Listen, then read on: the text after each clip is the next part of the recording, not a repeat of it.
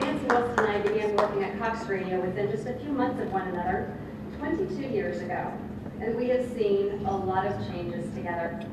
Changes in our industry, very recently big changes in our own company, and changes in our personal lives. But I don't want to talk about changes. I want to talk about things that have not changed in 22 years. The first is Nancy's work ethic. I have known few people in any job that works the kind of tireless hours with the cheerful heart that Nancy does. Another thing that has not changed is Nancy's devotion and loyalty to the station that she loves and the listeners that love her. She treats that station as if it were a living, breathing being, and she feels it with her whole heart. Another unchanged thing is her dedication to giving back. There's a very long list of charitable organizations that have benefited from Nancy's energy and hard work. At the top of that list is Dayton Children's Hospital, that I think she just kind of lives there, especially during Radiothon. She loves that hospital, she loves the children within and the staff there, and thank you for coming. The last thing that I want to touch on that has not changed is Nancy's incredible capacity to be a tremendous friend. I have seen her sit side by side for hours with friends going through their darkest hours. Likewise, I've seen her celebrate their successes as if they were her own. These things are hallmarks and definitions of Nancy's life and her career, and I am proud to call her friend. Congratulations, Nancy.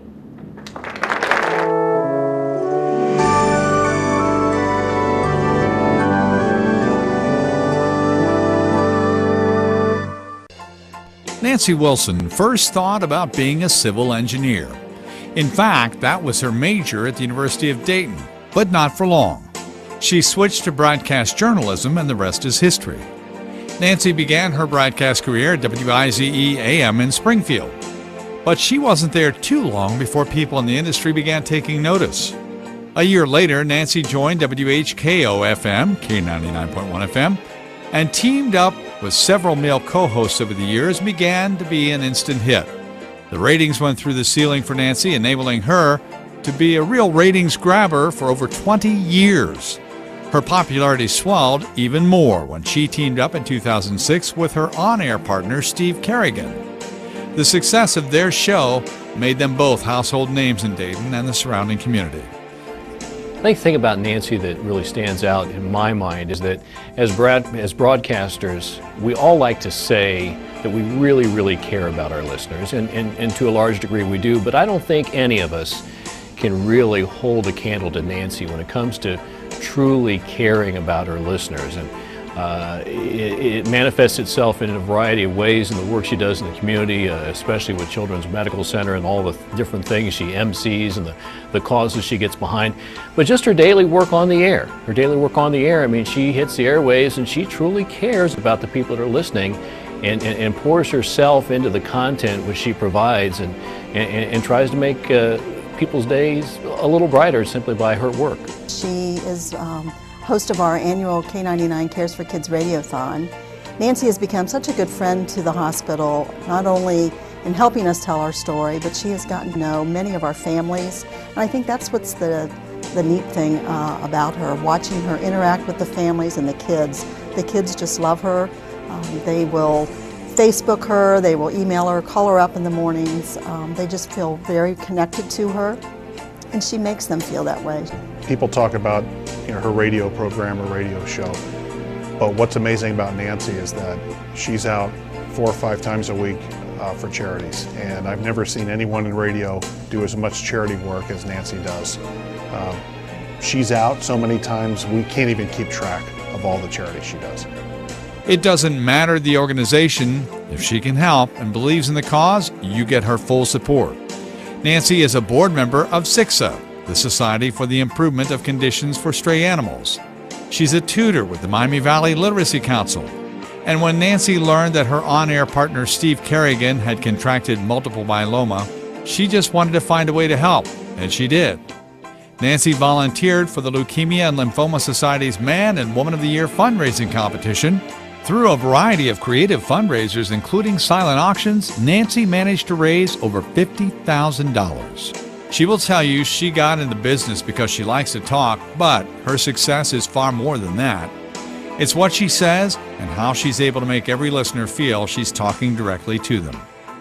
For over 20 years, Nancy has been doing that, and she has become a real treasure in the Dayton community. We certainly appreciate what she's done for us, and we congratulate her on this award and being inducted into the Hall of Fame.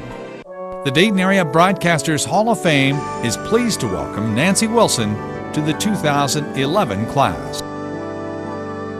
Wow, thanks everyone. I know about this time everybody either has to go pee or their buzz is worn off, so I'll try to make this as brief as I possibly can.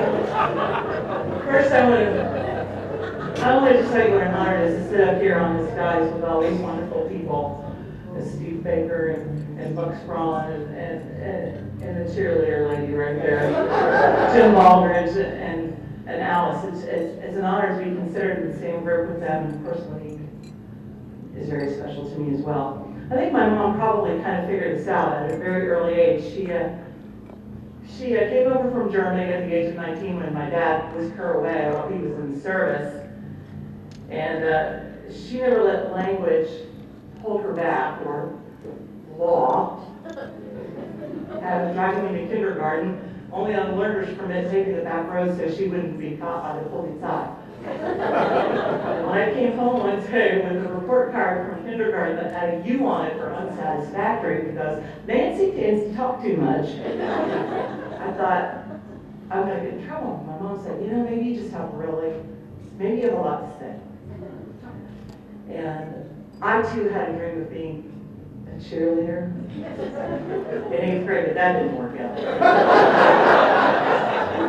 And then I thought, okay, I'm going to reserve academics and I'll do some sports. And then my guidance counselor, who I'm very happy is not here right now, said, hey, you're pretty smart. Why don't you be an engineer? Okay, I was salutatorian. I thought that was pretty good in my class of 70 at Southeastern High School.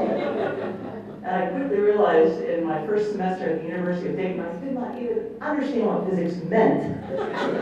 So I changed my major very quickly. As I walked through Kennedy Union and heard the campus radio station, I thought, I can do that. And I did. And when I graduated, I worked at WIZE in Springfield. Overnight shift on Saturday night, and I know a lot of you folks out there understand what that's like, running the Mormon Tabernacle Choir on reel-to-reel. And the only company I ever had was my college roommate Kathy and an occasional deer who were in the front parking lot. And then a year later I got a job at WBOI-WAZ with Smile and Bob.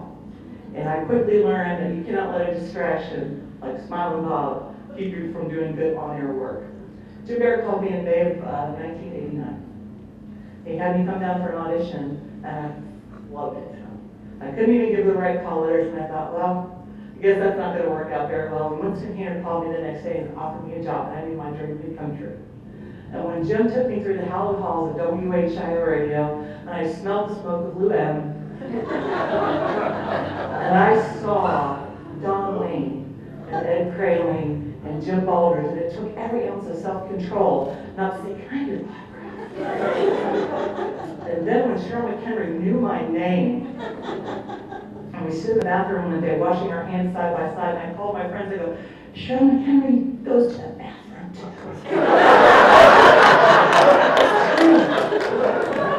And all these folks that I looked up to and I followed as broadcast pioneers and icons quickly became my friends. And this room is filled with friends and family. My sister from another Mr. Kim Ferris and John Bolio and Jim Manley and was my first radio partner, Jim Barrett and Larry Hanskin and Bucky Bockhorn, and the list goes on and on and on. And I couldn't do this without all the people that have led me to where I am today. I even got my hair did. A guy I met through somebody I worked with at the radio station. I love you, thank you very much. And now all these people who become so dear to me and are my friends, and Craig, I get to work with a 5-year-old every day. In 2006, when they said, you're going to work with Steve Carey. And I thought, oh, here's a man that for so many years brought joy and laughter to the Miami Valley with Christopher Geisen. was already a legend in his own time, and I got to sit across from him. And what I learned from Steve was that it's okay to laugh at yourself, it's okay to give back, and it's really great to make a difference. And that's what I thought I would do with this gift of gab that I had. So Dayton Children's, of course, is very near and dear to me. Devin and Justice are two of the kids that are ambassadors in the back of the room that came tonight to see this. And texting me up here, when they're talking about texting, are you drunk yet? No, they have to pee, okay? And the Cobra their son Alex has just been, an inspiration to me. Those kids who walk around with IV poles and no hair, and they smile at me and they say, "Can I say something on the radio?" You can do whatever you want to do. And Agape for Youth, my friends Sandy and Steve, who run a foster care agency that I volunteer for, and the Leukemia and Lymphoma Society that I vowed to Steve I wouldn't stop raising money for until nobody else had to lose a Steve in their lives. Project Read, I tutor this child, I teach him to talk really loud, and to read really good, as he says to me. Sixa, I take care of animals. I do all these things because it makes me feel good to give back.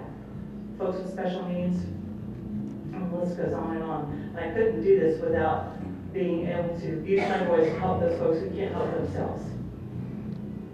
My family's not here tonight because my father and my sister, who is a single mother of 4 boys who I love more than anything in the whole world, are at my nephew Derek's football game.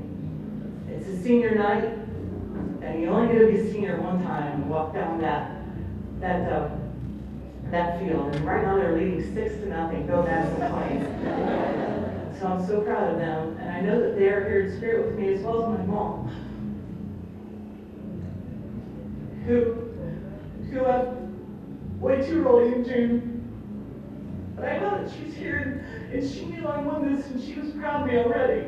And she's upstairs with Steve right now, with Don Wayne, with Ed Cranley, and Carl Day, and Dr. Creep, and all those folks left way too soon and are proud of all of us. So this award doesn't just belong to me, it belongs to all of you who helped me get it and helped me be where I am today. Because of all of you, my radio and broadcast family, and thank you so much. And I'll tell you what, at the end of the day, this deserves a big S for very satisfactory. Thank you.